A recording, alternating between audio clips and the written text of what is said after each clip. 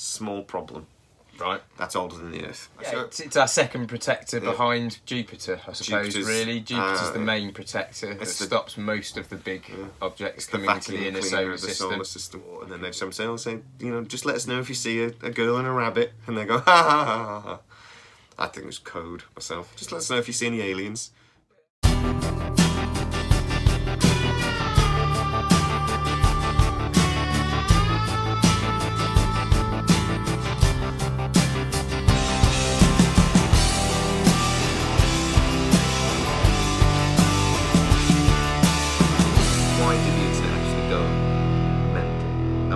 What the results were of what people started to then come up with. I've seen videos when this is conclusive, and I always love that. And this shouldn't be a theory anymore. This is conclusive, and it's spoiler again. It isn't. Yeah, I tend to stay away from those videos generally because it's just clickbait, isn't it? Well, yeah, I like food for thought, but I don't like people telling me that their theories 100% correct, because it's not. It's just a belief when there's no evidence. But anyway, exactly. So why is the mystery? We've got a couple of these. It's a lot will argue it's too perfect. We've already discussed that the size and its distance to the Earth is very ideal. Solar eclipses. That's an interesting. Yes. So it's a perfect. So it forms a perfect alignment every. How often do we get an eclipse? I'm not sure now. It is every. It depends on the where you are on the planet, doesn't it? They happen quite regularly, but we won't have one here now. No. But I mean, globally, we have one relatively frequently, don't we? So yeah, the weird thing is the Moon is 400 times smaller than the Sun, but it's also 400 times closer. So when the Moon comes between us and the Sun, you get that beautiful halo effect. Is it too perfect? Yeah, and is it just coincidence, or perhaps because the conditions are just like that, that's allowed life to flourish perhaps more than it would without its stabilising effect. So maybe we, the observers of this, and what we see as a coincidence in terms of the astronomical size and distance of the Earth, Moon and the Sun, is actually just a product of life being able to flourish better because of those exact conditions that we're in at the moment, and therefore we're able to analyse it. Yeah, some people look at it and go, "Oh, this is too perfect," but the fact that it's because it's perfect that we're able to be here to look at it. Yes, precisely. That's what I was trying to get at. Yeah. So, so that's all really interesting. You got something called transient lunar phenomenon, which is another thing that people point to. Yes, which is, I suppose, a posh term for lights on the surface of Mars, on the surface of the Moon. And again, this isn't a conspiracy. This isn't that you can actually look this up. You can find the maps of where these have been seen. They've been seen for hundreds of years as well. As long as we've looked at the Moon, we've occasionally see lights. I'm sure that was the name of a paper, wasn't it? Written by a particular scientist, Transient Lunar Phenomenon, and it's a history of all of the sightings of lights on the surface of the Moon through the course of. You get red lights, yellow lights, white lights. And these appear regularly. They appeared on the lunar surface before Apollo 11. They were seen by the Apollo 11 astronauts. They even go back into the historical records. Chinese records and things like this, going back 1,000 years. Yeah, 1,000 years and stuff. So it's not a new phenomenon at all. It's been observed through most of recorded history. But it's weird, and we will be mentioning it again. The orbit, like we've already said, is this lunar lock, which you said is unnatural. Yep. When they measured the craters on the Moon, you'll see a lot of videos and they say that all of the craters on the Moon are too shallow, and that basically is that there's no atmosphere on the Moon. So when you get an impact on the Earth, you get a nice big crater, but over time that crater gets filled in. Yes. Winds blow, water flows, sediments laid, etc. Yes. You get quite. I'll throw up a Meteor Canyon in Nevada. I think it's Nevada, which is one of the nicer craters that we see on this Earth. But actually, a lot of the craters on the Earth we only know are there from satellite images, because from the Earth from the ground you can't tell there's anything there. No, you can't. We look at see the satellite crater. images and go, "Oh, it's a perfect round lake. That's weird." We realise, oh, it's a crater. Yes. The Moon has no atmosphere, so all the craters are still there. But when they measured some of these craters, they were too shallow, which is weird. It's another good argument against the flat Earth theory, actually. Yeah. Oh no, flat earthers. Craters being observed from space that we can't see from ground level. Oh, they think it's because it's much. Yeah. It's just a good argument against flat Earth, which I'm always keen to debunk. Flat earthers are brilliant. No, flat earthers think the moon's only 50 miles away. I like my conspiracy theories, but flat Earth is just one step. Is it too far? Seeing that we're mentioning it, then, so because obviously flat Earth is related to this. Is the Earth flat? No, it isn't. I don't think we need to say any more than that. It's a bit boring. I think we should go through this entire series and never ever mention it again. Yeah, we will never speak of this. You fucking morons. Actually, what I heard that was quite interesting the other day was the whole flat Earth theory started, and they reckon it was somebody just trolling online, like going, "Oh, I think the Earth's flat. Here's why. Here's some evidence." Yeah. And then people that are not intelligent enough to realise that it was a scam ran with it. Well, religious folk. I know religious folk like Which it, I just thought that was brilliant. But I'm not sure where that's it probably says. not true. That's probably not true. I'm not sure it says in the Bible, and the Earth is flat, but the Biblists seem to be the ones that go for it. I like the guy that he built a rocket, a big rocket. Yep. And he was going to shoot himself up in space, really high up, and then look and see that, and when he wanted to see the curvature of the Earth. And he did it, right? And all he did was break his leg, which means Darwinian theory is blown out of the water, really, because that guy is still alive to have children, which is a worry. Yeah, that is okay. Yes. I just want to be his mate, though. That went, you could just put a camera on it. Why do you have to sit on it? You could just put a camera, and you've built the camera, so you're not going to say that NASA are lying to you about your pictures. So everybody will be like, no, I am having a chair, and I am going to launch my moron. Just no. Let's never speak of this again. Right. So, yes, you got the craters. That was an issue. But then the really big thing that again exploded the internet, a Japanese rover went up and found some materials.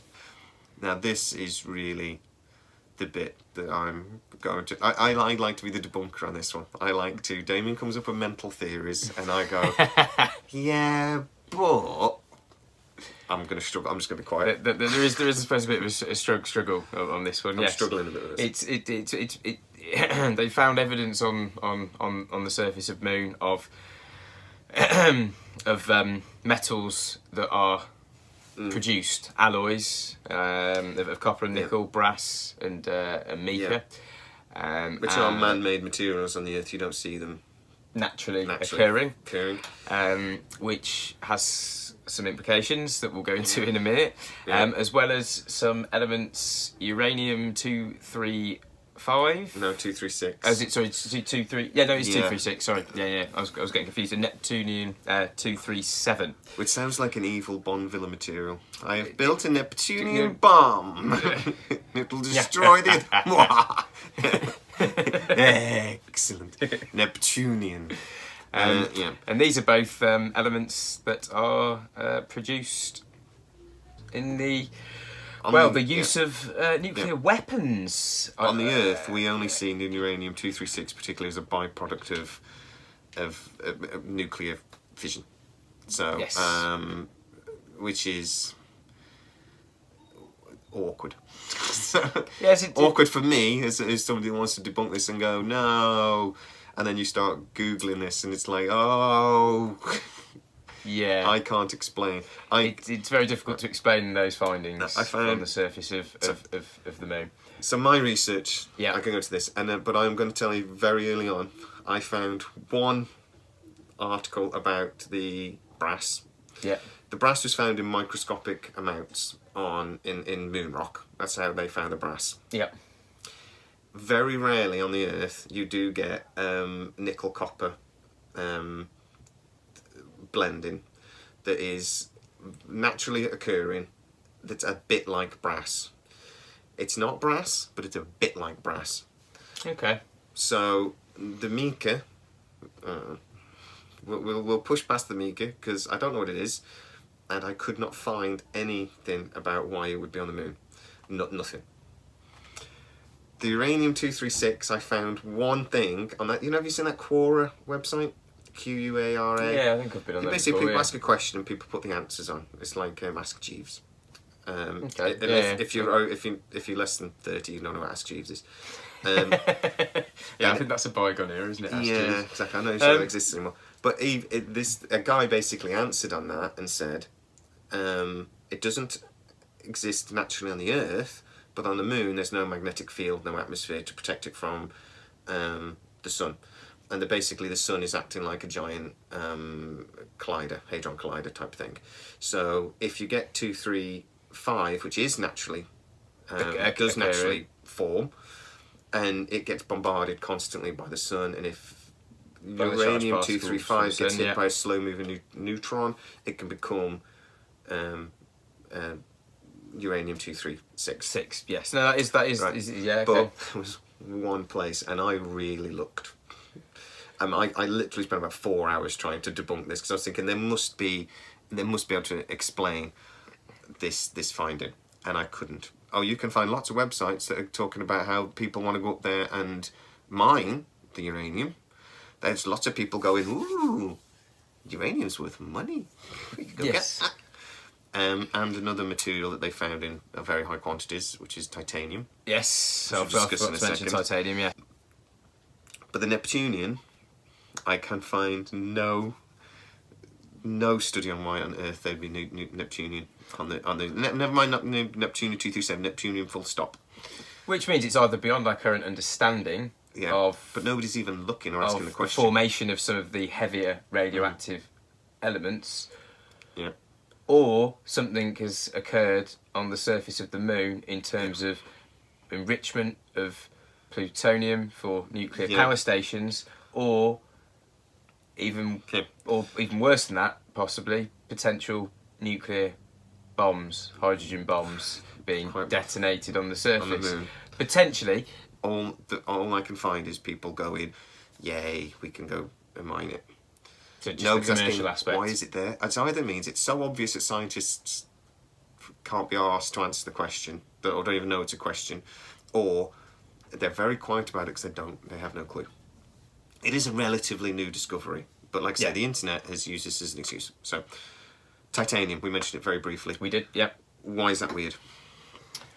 Just because titanium, the abundance of titanium is about 10 times as prevalent as it is on Earth, and if the theory of the impact theory that the Earth and the Moon were created from the same planetary body at one point, you shouldn't have massive consistencies in the composition of the abundances of elements, periodic elements of the periodic table within the two bodies. Now, some people have taken the titanium levels and the bright insight. I'm looking at you. If you're watching this video, you probably know what I'm talking about. They've taken the evidence of the titanium levels being 10 times higher than we see on the Earth. Yeah. And the shallow craters from the impact. And they came up with they discussed this as definitive proof as. Go on, you know you want to say it. Yes, they decided it was definitive proof that the Moon was a hollow. See, even you are struggling to say the Moon was a hollow intelligent. That the thinking being that it's built out of titanium. Yeah, that's the theory. The reason that it's 10 times. Or the abundance is 10 times higher, is because it's made from titanium. When an object hits that, it goes through the thin rocky shell, hits the titanium core underneath, and so that's why you get quite shallow, and they can't go any further, obviously. And then the thick metal shell of the titanium hollow Moon obviously absorbs most of the impact. And obviously stops the depth of the craters being anything more than the rock layer covering the titanium shell. So they think the Moon is this metal object built by aliens? Well, built by an advanced race of intelligent beings. Placed in orbit so that it allowed for life to flourish on this planet. Put there as a stabiliser to stabilise the climatic changes in order to allow life to flourish. Exactly. So this theory about it being hollow was sort of given some legitimacy after the Apollo 12 mission. There was seismographs. Yes, seismographs were installed, weren't they, on the surface? Yeah, we should say on Earth, we know a lot about the interior of the Earth by looking at our earthquakes. So earthquakes travel differently depending on the material they're travelling through. So the way we have a pretty good idea what the Earth is made of is by looking at earthquakes and the way they bounce around when they happen. Yeah. So somebody come up with a good idea. We'll take the Apollo 12 lander and we'll ferry the astronauts back up to the orbiter. Yep. And then we will remote control shoot the lander back and hit the surface of the moon, near where these seismometers are on the moon. Yeah. And we will track the quakes and see if we can figure out what the moon's made out of. They were expecting an earthquake of quite small for a few seconds, and they might get some ideas. What actually happened? Well, it rang like a bell for many hours. Yeah, that was the thing. The thing I've read was it rang for about an hour, but one of the NASA scientists was quoted as saying it rang like a bell. And nobody was expecting the size or the intensity or the length of vibration that they saw. The idea being then that the only way this could be explained at the time was if the moon was hollow or had large openings cavities inside its internal structure. Yeah. But several scientists have come out and said there is no way a natural forming object could form hollow. It just can't. So the leap from that is that if it can't be natural and it has to be hollow, that it must be built. It must be fake.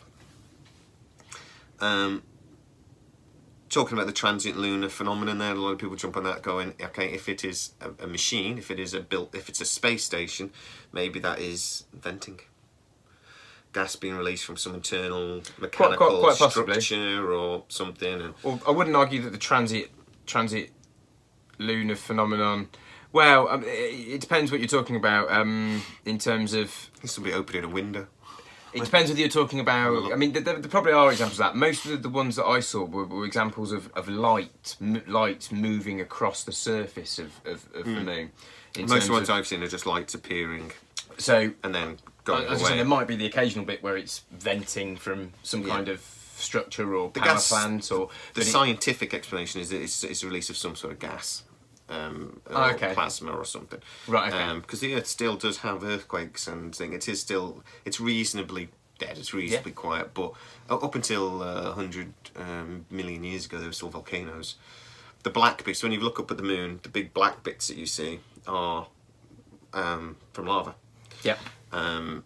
So the moon was geologically active until about 100 million years ago.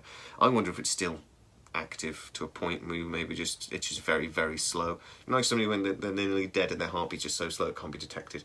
That is possible. Maybe it's on timescales that are just so long that we've not observed anything. Not observed a great deal.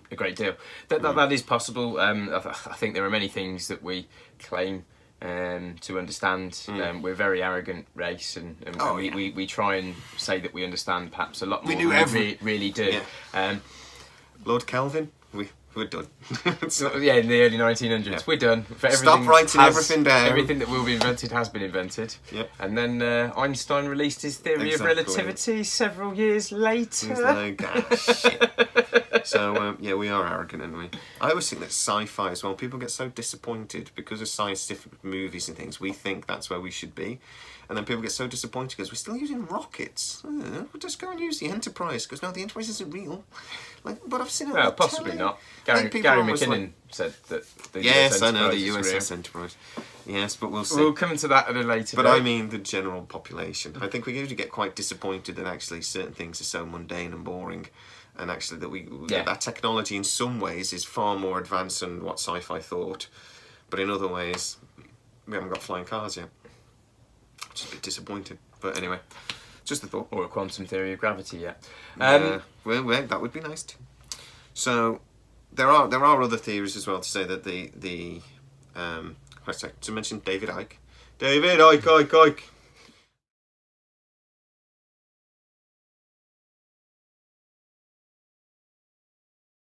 That's what they think. Which would be good if we do, or already have built a base there. A hollow object created by intelligent beings. It's the Death Star. Yes. Yes, it's the Death Star. Well, we will. They just probably won't tell you that they've done it. Like they're like not going back to the Cydonia region on Mars, for example, after the face on Mars picture.